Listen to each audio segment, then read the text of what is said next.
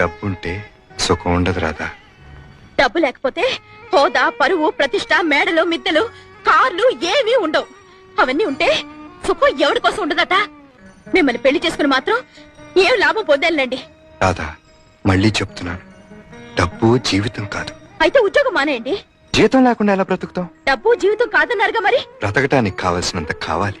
ఆ బ్రతికే ఇంకాస్త సుఖంగా గడపడానికి ఎక్కువ డబ్బు కావాలి అంటున్నాను. అయితే డబ్బులోనే సుఖం ఉందంటావు.